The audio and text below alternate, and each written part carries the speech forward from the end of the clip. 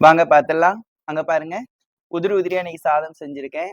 அதுக்கடுத்து இங்க பார்த்தீங்கன்னா, மாங்காய், முருங்கைக்காய் தெரியுதா? மாங்காய், முருங்கைக்காய், கத்திரிக்காய், தக்காளி எல்லாம் போட்டு புளி ஊத்தாம புளிக்குழம்பு வச்சிருக்கேன்.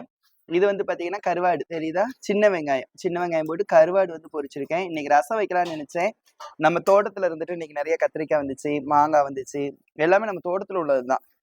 நம்ம தோட்டம் வச்சிருக்கிறோம். நான் ஒரு நாள் அது உங்களுக்கு ஒரு வீடியோ போடுறேன். அதுல எல்லாமே இப்போ வந்ததுனால சரி இன்னைக்கு இப்படி வைக்கலாமே அப்படின்னு சொல்லி வச்சிருக்கிறேன். நீங்களாம் வாங்க எல்லாரும் சாப்பிடலாம். வாங்க தங்கங்களை எல்லாரும் சாப்பிட வாங்க. இன்னைக்கு எங்க ஊர்ல நேத்து இன்னைக்கு மழை இல்ல. எல்லாரும் நீங்க எப்படி இருக்கீங்க? முதல்ல நல்லா இருக்கீங்களா?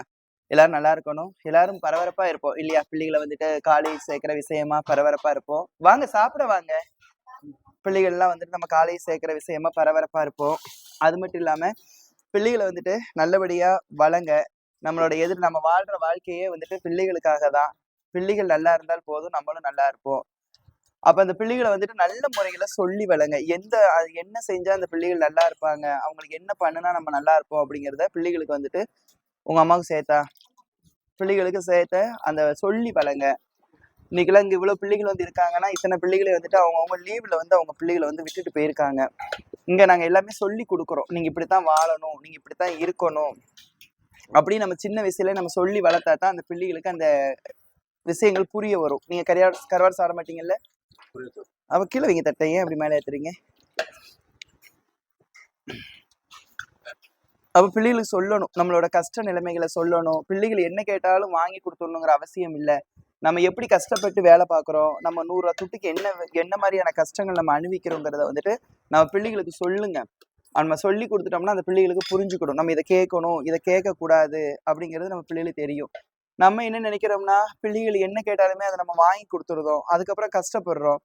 அது மட்டும் இல்லாம இன்னைக்கு நம்ம இங்க பொறப்பு எடுத்திருக்கிறோம்னா எதுக்காக பொறப்பு எடுத்திருக்கிறோம்? கல்யாணம் முடிச்சோம், குழந்தைகளை பெற்றோம்.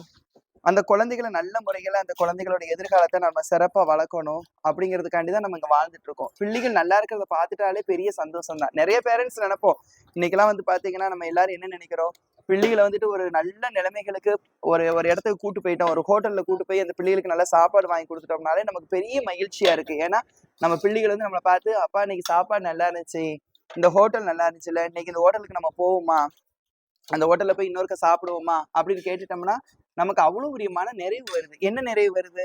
நம்ம பிள்ளைகளுக்கு நல்லபடியா நம்ம பார்த்துக்கிட்டோம், நம்ம பிள்ளைகளுக்கு நல்ல நிலைகளுக்கு செஞ்சுட்டோம் அப்படிங்கிற ஒரு சந்தோஷம் வருது. ஆனா அந்த பிள்ளைகள் ஏதாவது தப்பு பண்ணுனா அதே கவலை வருது.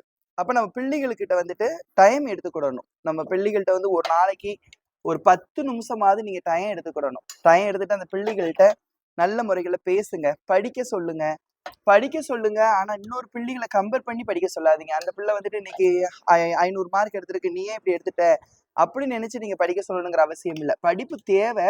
ஆனா மார்க் வந்துட்டு நமக்கு முழுசா வேணுமா அப்படின்னா இல்ல. அப்படி ஃபர்ஸ்ட் மார்க் எடுத்தவங்க எல்லாம் என்ன செஞ்சுக்கிட்டு இருக்காங்க? என்னோட நண்பன் ஒருத்தன் இருக்கான்.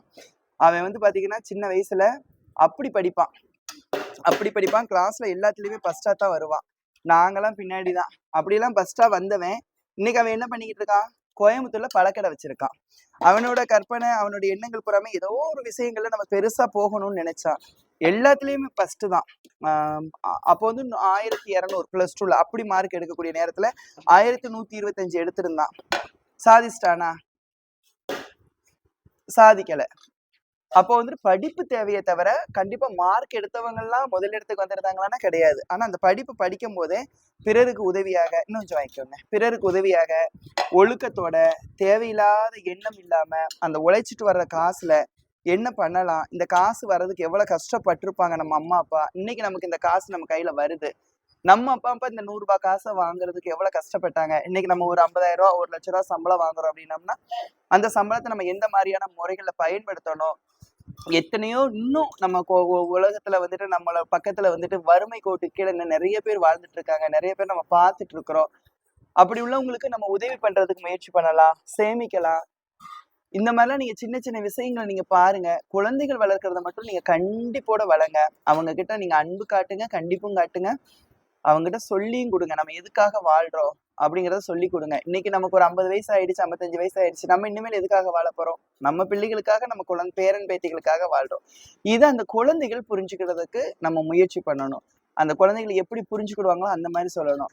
எதுக்கெடுத்தாலும் நம்ம அந்த பிள்ளைகளை அடிக்கிறதோ, அந்த பிள்ளைகள்ட்ட வந்துட்டு வேற மாதிரி பேசுறதோ, அப்படி இருந்தோம்னா அந்த குழந்தைகளுக்கு புரியாது.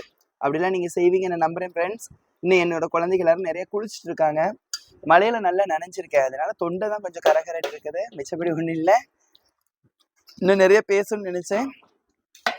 அதுக்கு முன்னாடி உங்களை எல்லாரையுமே பார்த்ததுல சந்தோஷம். நிறைய கமெண்ட் பண்ணுங்க. நல்ல நல்ல கமெண்ட் பண்ணுங்க. உங்களுக்கு என்ன டவுட் இருந்தாலும் கேளுங்க. அந்த டவுட்டுக்கு நாங்க பதில் சொல்றோம். பிள்ளைகளை காலேஜ் சேர்க்க போறீங்க. அந்த பிள்ளைகளுக்காக நல்ல முறைகளுக்கு சேருங்க. அதிக வட்டிக்கு வாங்கிடாதீங்க. வீடு அடவுக்கு வச்சு அந்த மாதிரியான சூழ்நிலைகளுக்கு செஞ்சிடாதீங்க. நம்ம வட்டிக்கு இன்னைக்கு நம்ம உடம்பு ஆரோக்கியமா இருக்கு. இன்னைக்கு நமக்கு ஒரு 40 வயசு இருக்கு, 35 வயசு, 40 வயசு, 45 வயசு நம்ம ஆரோக்கியமா இருக்கிறோம். இப்ப நம்ம பிள்ளைகளை காலேஜ் பண்ணும் பொழுது காலேஜ் சேர்த்துதான் ஆகணும்.